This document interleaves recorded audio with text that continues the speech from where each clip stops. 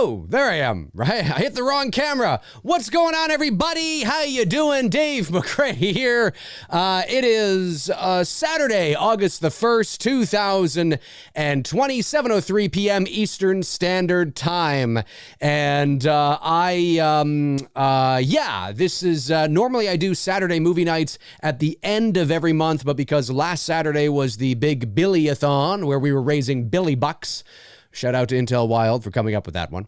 I decided to move it to today for obvious reasons. So if everything goes well, we should have 2 Saturday movie nights this month. So kind of one today at the beginning and then one at the end of the month towards, I guess whatever the last Saturday of the month is, we should have one there too. So if it all works out.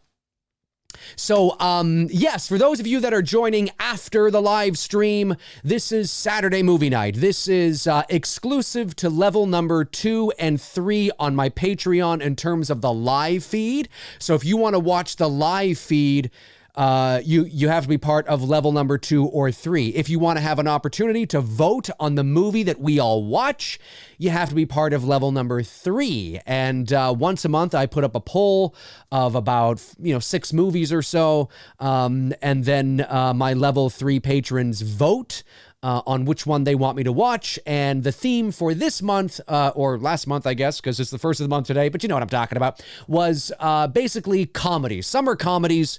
And I put up a poll and it was close. Man, was it close. It came down to the wire between Beverly Hills Cop and National Lampoon's Vacation. And I am a gigantic fan of both of these movies. I love both of these movies.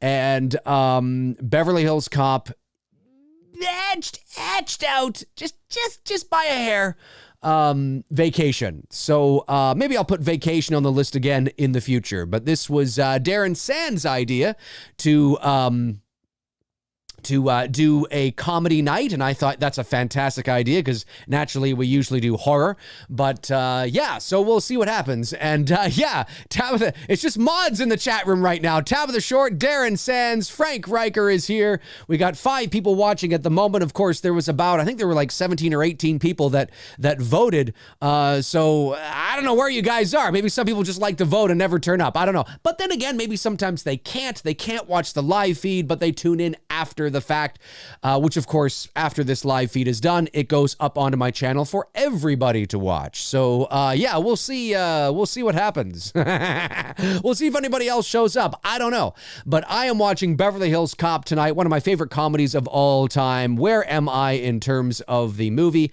I am watching it off of YouTube.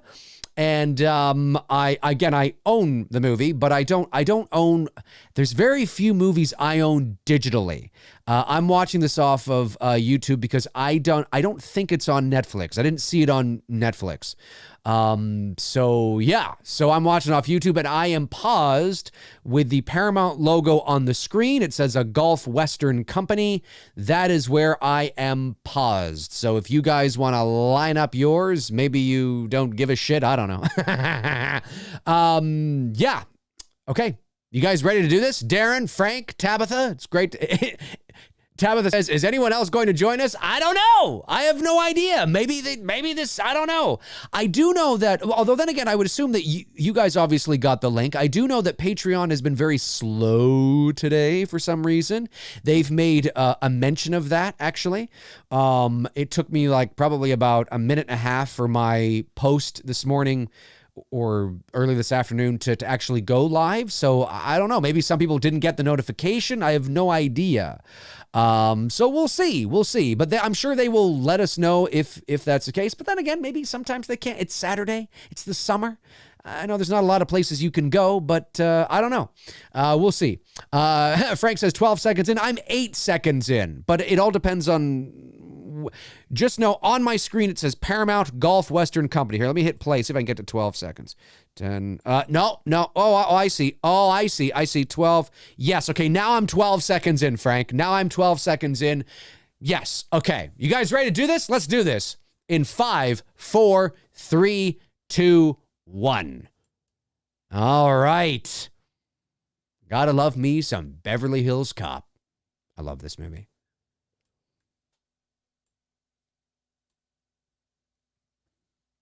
Isn't this the The Heat is On? Yes, The Heat is On is going to start here in a second. In association with Eddie Murphy Productions, a Martin Brest film. I forgot that it begins with this tune. I love this track. This was the movie that thrusted Eddie Murphy into stardom.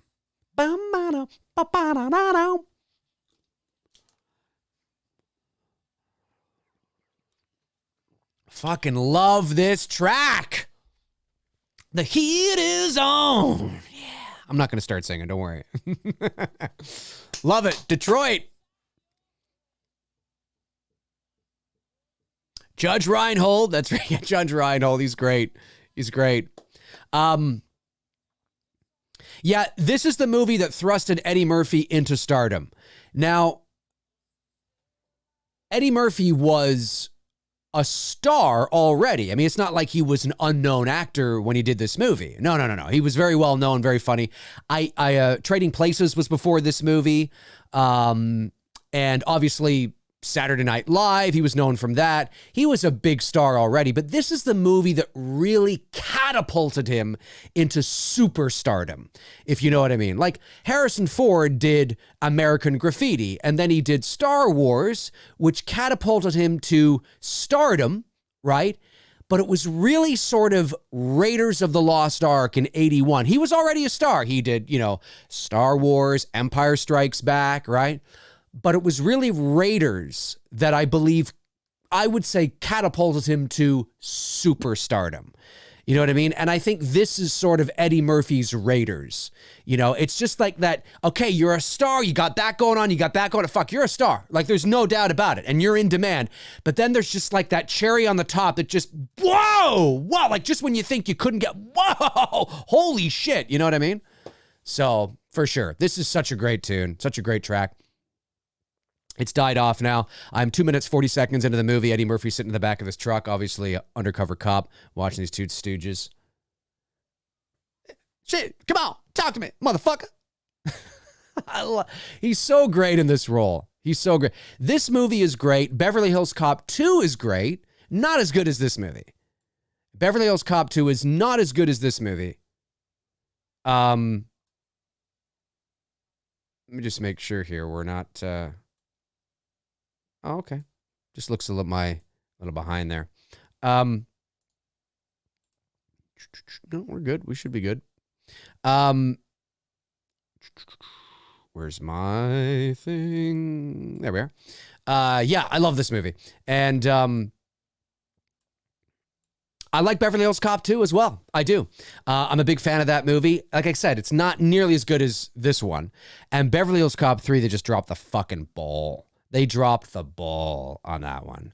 There's some okay moments in it, but it's not very good.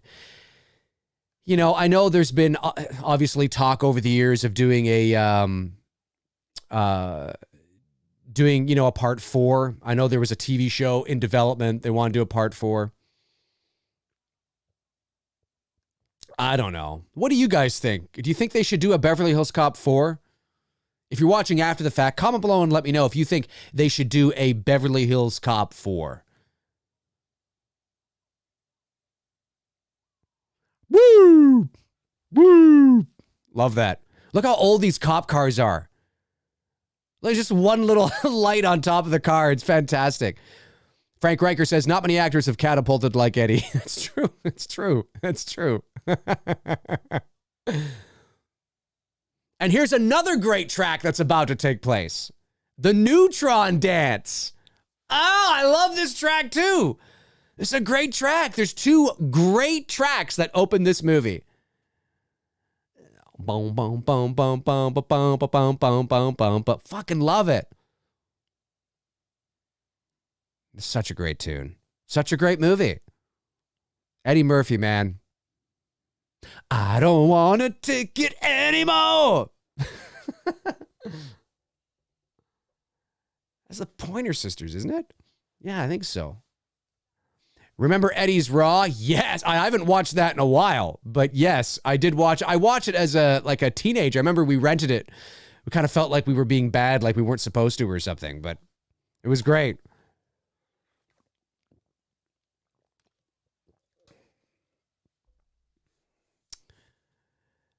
This is old school. Like, this is Eddie Murphy. That really did look like Eddie Murphy flying out of the car at the back of the truck. Now, that's not him. There's no way that's him. But whoever his stunt double is looks a lot like him. Like the head shape. And because you know sometimes when you watch fight scenes, like there's a couple of moments in Die Hard where you can tell it's not Bruce Willis. Like, if you look closely, you can tell it's not Bruce Willis. Just the shape of the head's different. You know, it's a guy about the same size, you know, but the shape of the head's a bit different. The haircut's a bit different. You know, they try to match as best as they can. They destroyed a lot of fucking cars. A lot of cars in this opening chase. But anyway, whoever they had swinging outside of the truck there, yeah, it looked like Eddie Murphy.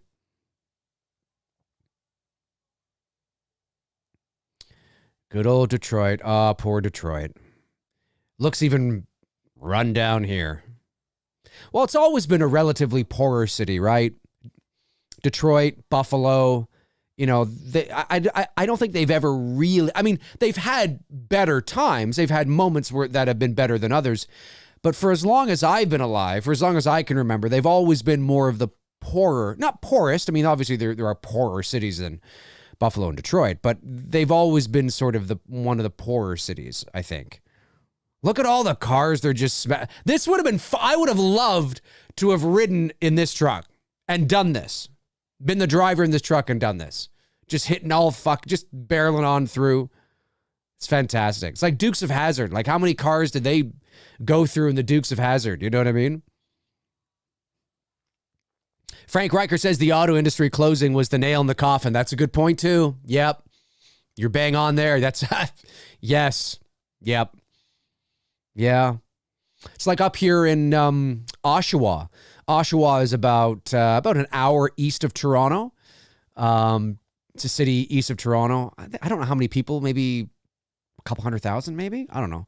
Anyway, there was a big GM plant there, and I think it's closed, or it's about to close, or something like that. And there's going to be a lot of people out of work there, too.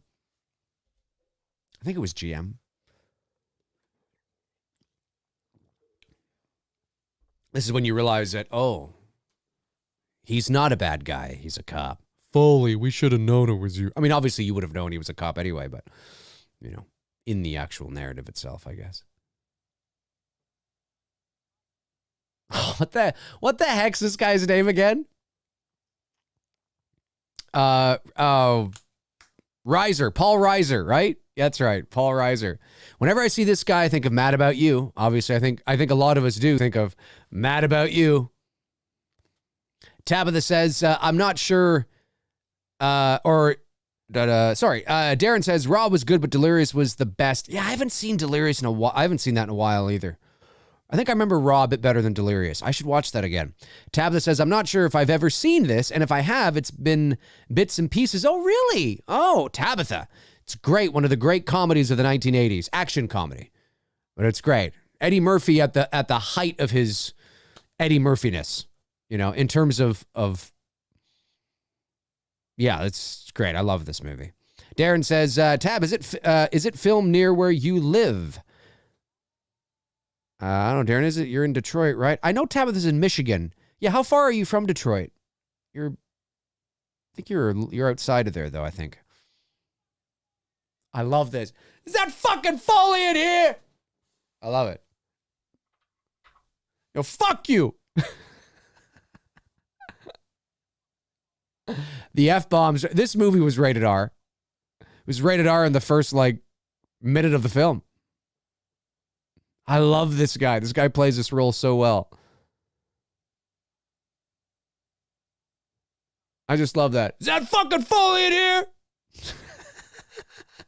This is what it's like. It's your boss. It's your boss. Imagine if your boss, whatever job you're doing in your life, imagine you go to work, you walk into your office, and you hear from the back, your boss says, is that fucking Short in here?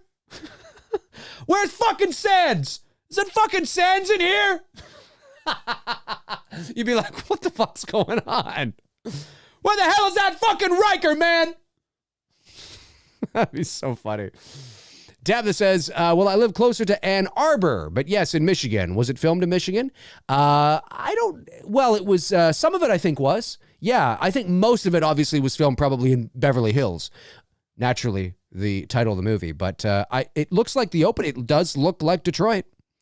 I mean, it's always possible that, they could have shot somewhere in Los Angeles in a street where it kind of looked like, that's always possible. But it definitely looked like Detroit. And of course, the famous Axel F theme. I mean, who doesn't fucking like this? Who doesn't like this? I mean, it's famous. And there's a lot of people that are like, oh yeah, I know that. And like, you do know it's from Beverly Hills Cop. They're like, what? Like, yeah, it was a movie theme long before it was ever sort of like on people's Walkmans and shit. Such a great track. And there's been like dance versions of it. Like I remember when I was late teens, early 20s in high school and college, going to clubs and things like that. And they'd have like an Axel Foley like dance track and everybody lost their fucking minds. It was really good too. It was like this, but with like a dance beat. You know what I mean? It was really good. It was really good. Frank Rager says, imagine the captain was your real boss. Scary funny. You mean that guy? Yeah, can you imagine? Hey! Is that fucking Sands in here? You'd be sitting there going, what the hell is that? Wow, we're getting really liberal in here, folks. We're just letting it all out now. And they encourage you to just talk like that to each other. So people just drop F-bombs to each other all the time. It's like that Seinfeld episode where George is always like, he gets into calling these people like, you damn bastard, you son of a bitch. And I don't know. It's a funny episode if you haven't seen it. And then he gets into trouble for it later on because he gets a little too overzealous, I think. So I'm at the scene here. The timestamp for me is 12 minutes, 45 seconds into the movie. Axel is talking to his buddy who's broken into his apartment, but it's his buddy. So he's like, eh. Not a big deal, right? And of course, this is setting up the eventual catalyst that drives Axel Foley to Beverly Hills. Whenever I'm in Beverly Hills, I have to admit, I do think of this movie. I don't stay in Beverly Hills when I'm in Los Angeles. I usually stay in Hollywood. But when I'm out there, Beverly Hills is like literally right next to Hollywood. Like you drive through it all the time. And you see the famous sign and everything. And my girlfriend and I went and, can't remember if it was the last time we were there or if it was the time before that. We drove by the Playboy Mansion. We couldn't really see it that clearly because it's got a lot of shit in front of it, but it was like, oh, that's the Playboy Mansion. And it's kind of funny. Of course, the Playboy Mansion takes a role in part 2 in Beverly Hills Cop 2. Darren Sand says, my real boss is worse than Inspector Todd. Let's hope your boss is not watching this. I love it. I love Darren's moxie. Darren follows up with, believe me, I've had worse than that, Dave. Oh, I bet. Oh, you have to fill me in private. My boss is very old school and very free and easy with the blue language. Well, that's kind of nice. As long as it doesn't go too far, it's kind of nice to have that, I kind of like that. You know what I mean? Someone who's not afraid to kind of, as long as it's not like too crazy. It gets really personal. It gets really personal. Like, okay, all right, hang on a sec. That'd be funny.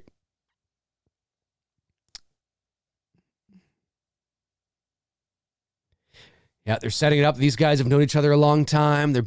They're old buddies. They go back to when they were, teenagers or kids or whatever. Stealing cars.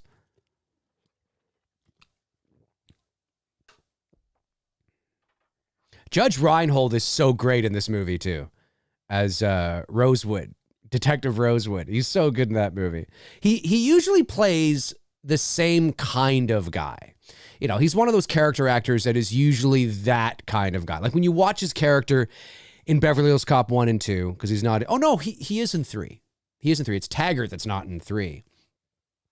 But when you watch his character in every one of these movies, and then you watch him in like he had that. He was the close talker in Seinfeld. He was also in the Santa Claus with Tim Allen, and he's always playing that same kind of guy. You know what I mean? But he does it so well. He does it so well.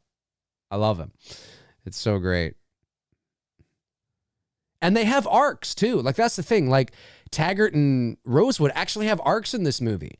Like, they start off very, by the book, no, we got to be like this. And then by the end of the movie, they're like, kind of, I mean, it's a pretty cliche arc we've seen before, but they kind of have little arcs, which is kind of cool too.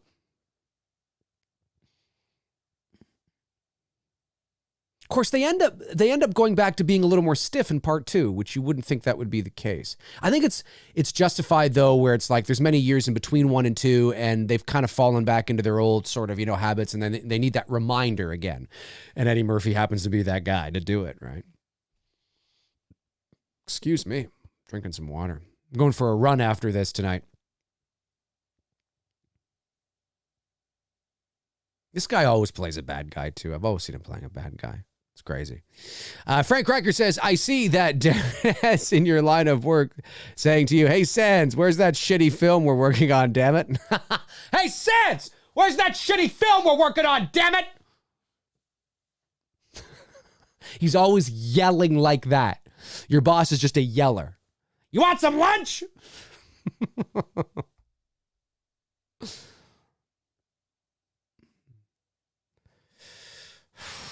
Not very good. It's going down right here. It's going down right here. This will be it. This will be it. Ooh. Right in the back of the head. Oh, that's too bad. It's unfortunate. And you know what? That was really, I think the creative choice to show that from down the hall, from a distance, I don't know. There's something haunting about it. There's something chilling about it. I think you put the audience as an observer rather than somebody, like we're one of the neighbors opening the door, looking down the hall, seeing this happen. I like that rather than being kind of right there and seeing any sort of blood or his head. You know what I mean? There's an eeriness about seeing that. I've always thought that every time I watch this movie.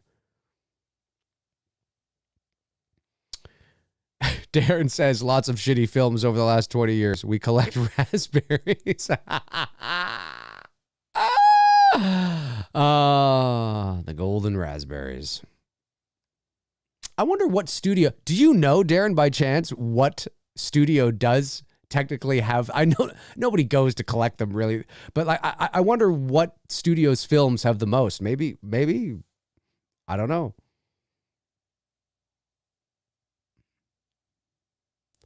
One, a hoodlum friend. I was like the way he said that. One, a hoodlum friend.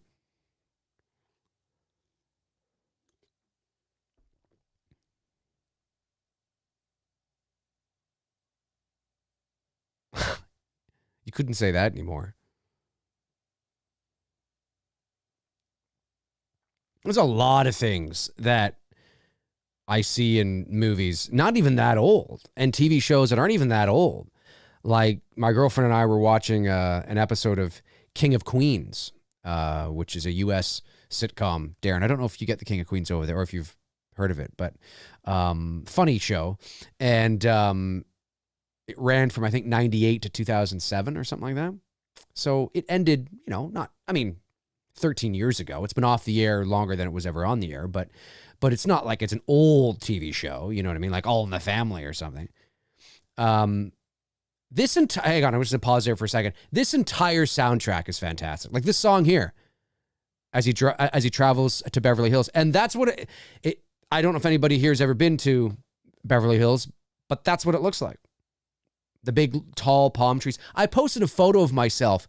Do you remember that photo I posted on social media? I don't know how long ago it was, maybe a year or so ago. It's from one of my trips out there. I was just me on the road. My girlfriend got down low, took a picture of me.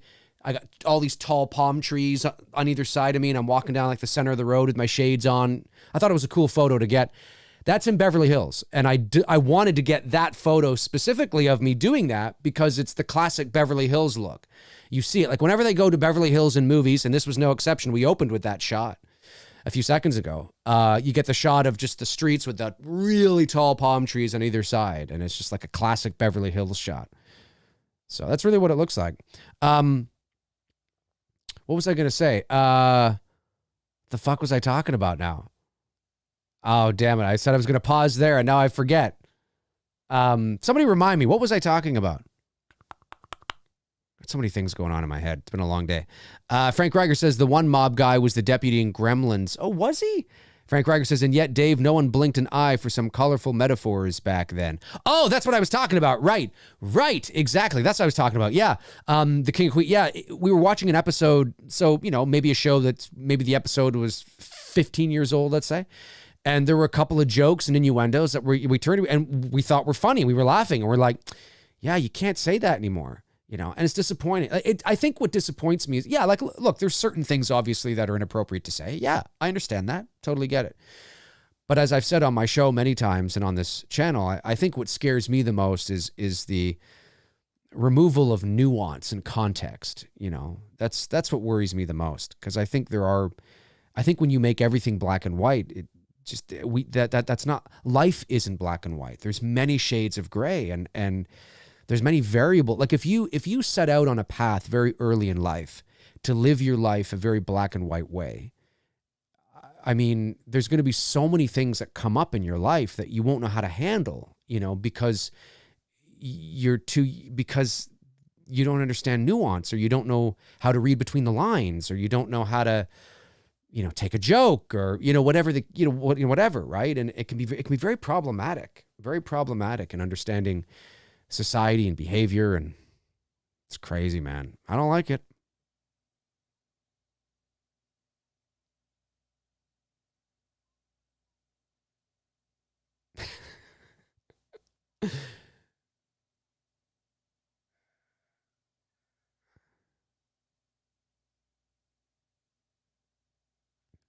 Couldn't say that. Well, I mean, I guess if you're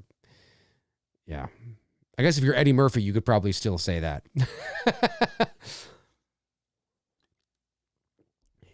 Yeah, this is, it's so funny when he says that'll be $235 a night, sir. I'm like, that's expensive, but I bet you a ritzy hotel would be probably double that now. Of course, to him, he's supposed to be this blue-collared cop from Detroit, right? So, but still, that's still a lot of money even today, $235 a night. But staying at, and I know because I've looked at some of these hotels, like the Beverly Hills Hotel, and the Roosevelt and all these, and they're expensive. I love this tune too. Like I said, he's entering the art store here where he's going to meet Balki Bartokomous. I think that's how you say his last name, from Perfect Strangers. And he's great in this movie too. Darren says, we've won a ton. Geely, Emoji Movie, Jack and Jill, Swept Away, Master of Disguise, Grown Ups. Some absolute stinkers I'm proud to be involved with. You should be proud of it, Darren. I'm proud that you're proud. Damn right. Have I seen any of those? I think I saw, Geely I saw, Emoji Movie I didn't see, Jack and Jill I didn't see, Swept Away I don't think, Master of Disguise, is that the one with Dana Carvey where he's like, turtle, turtle, turtle? That's a fucking terrible movie. I think a turtle. It's so stupid. It's so dumb. I think that's that one. Yes. Okay. It's so dumb. It's so dumb. Oh my God. Yeah. Grown Ups. I saw the first Grown Ups in the movie theater, actually. I remember seeing that. That was, very just, forgettable, Yeah. Turtle. So dumb. When he does that terrible Quint impression. Quint, you mean Quint from Jaws? In Master of Disguise? Okay, I haven't seen it in a long time. If I don't recall that. Oh my God, I'm gonna have to YouTube that. Dana Carvey, you know, it's funny. He fancies himself okay, I don't remember that. I got to find that. I'm not going to say he's a terrible impressionist. There's some impressions that he does where I'm like, yeah, you know, that's pretty good. But he's often hailed as some great impressionist. I'm like, I don't think he's a great impressionist. You know, I think he's funny at like caricatures and things like that, but I wouldn't necessarily think he's, I don't know. I don't think he's like, there's some, like his George Bush Sr. is not bad. You know, he sort of came to prominence with that. And of course, Saturday Night Live, but that was one of his big ones, you know, George W. Bush's dad, which is pretty good. And there's other ones he does that's not bad, but I wouldn't necessarily say, yeah, that's right. He does a great George Bush. Yeah. George Bush Sr. Yeah. It's pretty good. And there's a couple others that are not bad, but I don't think of Dana Carvey when I think of, you know, great impressionists. You know what I mean? He's still funny, but yeah, that movie, Turtle, that's all I remember. Turtle. I don't even remember what the fuck. I think he was at the door to some mansion or something. And like, why is that your go-to? I know, I'll dress up like this guy. Can't remember the movie. Maybe there's an explanation for it. I'm 26 minutes, 33 seconds into the movie here. Axel Foley's telling his friend here, I forget her name. I'm blanking on her name. Anyway, talking about how Mikey's dead. And little does Axel know it's her boss that called the shots. No pun intended on shots. Tabitha says, Austin is keeping me busy, trying to follow along, but great news. Austin said mama today, and he can walk now. Yes! Yes! Congratulations, Tabitha. That is amazing. Congratulations on that. That's awesome. That's awesome.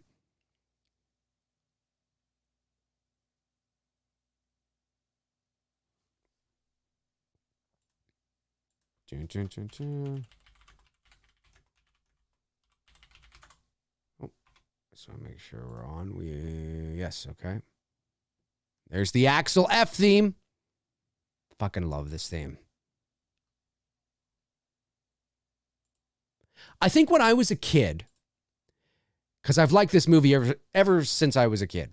I think when I was a kid, I always, what really made me love these movies and the character of Axel was this kind of thing. Him always pretending to be somebody he wasn't to get himself in somewhere. Like what he did at the Beverly Hills Hotel there, the Palms Hotel or whatever. I don't even know if it's a real hotel. Might just be a play on the Beverly Hills Hotel.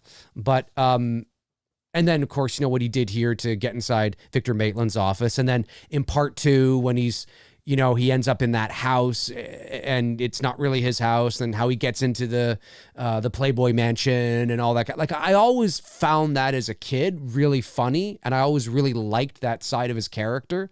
I think maybe, you know what, funny enough, maybe it's because it's shit my dad used to do, not to this degree, but it's a few things. It's how my dad was able to meet the Beatles, you know, back in the early 60s, they came to Toronto in 60, I don't know, they came 64, 65, somewhere around there. My dad was with the Toronto Star at the time. Of course, this is at a time when it was easier to do that kind of stuff. You can't do that kind of stuff now.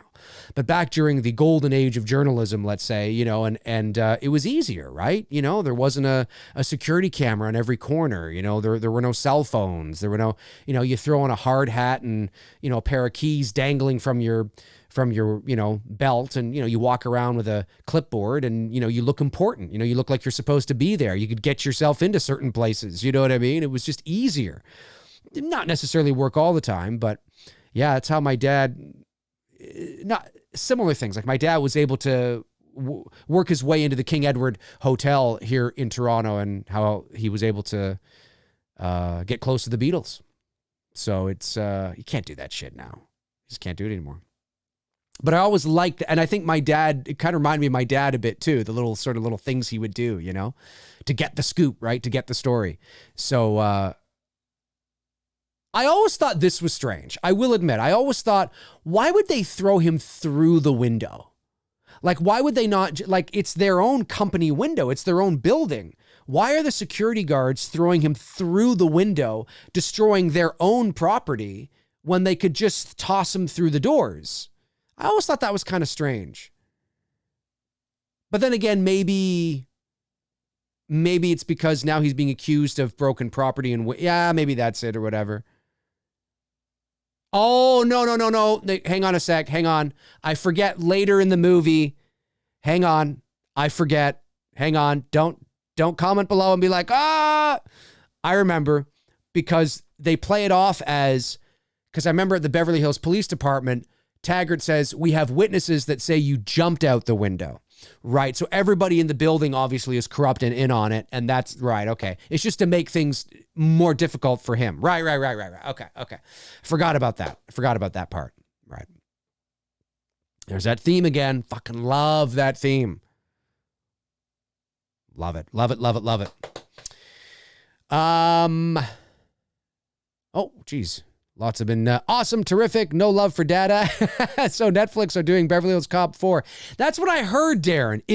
Has it been greenlit yet? Is it a go for sure? That's what I heard. Tabitha says, oh, he's been saying dada. Oh, so he finally said mama. That's good. Is he be like, dada, yo mama? That'd be funny. Tabitha says, how were the sequels to this movie? Well, I really liked Beverly Hills Cop 2. I thought it was a really good follow-up. Not as good as the second one. Oh, sorry. Not as good as the first one, but funny, like pretty good. You know what I mean? And it felt like a natural extension, like a good... The third one, though, I'm not a big fan. Not a big fan. You know, it's worth a watch. I mean, maybe you'll like it, but I think the first two for me are like the series. You know what I mean? And we'll see what if they do a 4. Tabitha says, so this was filmed in Detroit but took place in Beverly Hills. No, the opening of the movie was shot in Detroit, but the rest of the movie takes place in Beverly Hills when Axel Foley, Eddie Murphy's character, goes to Beverly Hills to investigate the murder of his friend. So Eddie Murphy's character is a Detroit police officer, and then his friend gets murdered in Detroit, but with connections to people in Beverly Hills. So Axel goes to Beverly Hills to figure out what's going on, and then he becomes sort of like a Beverly Hills cop, if you know what I mean. Not officially, but, you know, for all intents and purposes, right? Oh, there you go. Darren answered it for you. Starts in Detroit, then moves to BH. There you go. Tab the Short, the Turtle movie was so bad. Haha. The Turtle movie. You mean... What movie? Oh, you mean the Master of Disguise with Dana Carvey? It was awful. Darren Sand says, I think so. The Bad Boys 3 directors are taking it on. Oh, with, okay. All right. I mean, maybe, right? I mean, how old's Eddie Murphy now? He's got to be, if he's not 60, he's got to be close. Well, no, I can tell you exactly how old he is. He's got to be 59 because he was born in 61. And I know this. Let me double check. Hey, Google. What year was Eddie Murphy born? Eddie Murphy was born on April 3rd, 1961. Yeah, 1961. I always remember that because this movie is 1984. So he's like 22 in this movie because this probably would have been shot in 1983. He's 22. He always seems older to me. Am I the only one that feels this way? Watching Beverly Hills Cop, he looks not like 40, but if you told me he was a guy who was 30, 32, I would totally believe it. If you told me that this actor playing this guy, this character, was 30 years old, I'd buy it. No problem. I don't know what it is. He doesn't seem like he's 22 to me. He's a kid. He's 22. He's like 22 or 3 in this movie. That's crazy. He hit stardom really early in his life. I don't know. It just, there's a maturity. There's a gravitas to his character. I don't know what it is. He's just, I just feel like he's older. You know, not my age, not 40, but even now looking at him, I'm like, he doesn't look like he's a kid. I don't know what it is. He still looks, maybe it's the mustache, maybe. I don't know. He just still looks older to me. Hey, Reese Wilson. There I go again. I think I did that the other day. Reese Wilson. I know it's sacrilege, but I prefer Beverly Hills Cop 2 over the first one. I love Tony Scott's visual style. That's right. Tony Scott did the second one. That's right. Rest in peace, Tony Scott, of course. That was sad. He committed suicide. Very unfortunate. The brother of Ridley Scott. A lot of Tony Scott's movies definitely had a very much like Zack Snyder, a very specific visual aesthetic and style. I do agree with that. A couple of Tony Scott movies I liked. I like Deja Vu. I like Domino. I like Man on Fire. I think that was Tony Scott too, right? With Denzel Washington. I think he did Domino. Anyway, yeah, no, you're right. And Beverly Hills Cop 2 definitely has that Tony Scott style. And but I like Beverly Hills Cop 2 as well. I do. But I still prefer this one. But I do like it. I do like it a lot. I like the opening theme by Bob Seger. I think it was Bob Seger. You know, shake down, break down, ba-na-na-na-na-na-na-na-na. Shake down, break down, you busted. Dun, dun, dun. That's a great opening track for Beverly Hills Cop 2. I love that one too. For sure, man. Tabitha Short says, so is Eddie Murphy a cop in this movie? Yes, he is. He is a Detroit cop who's investigating the murder of his friend in Beverly Hills. And he's not really supposed to be doing that because he's out of his jurisdiction, obviously. And he's supposed to be on vacation, but he took his vacation time to go to Beverly Hills and investigate, technically illegally. Ba-da-da-da. Darren Sand says the third one is John Landis. Yep, that's right. Who had a great relationship with Eddie Murphy. Trading places, coming to America. It just didn't click with Beverly Hills Cop 3. Very good point. That's right. Yeah, he did Trading Places and Coming to... That's right. This was not long after... Oh, no. No, it was.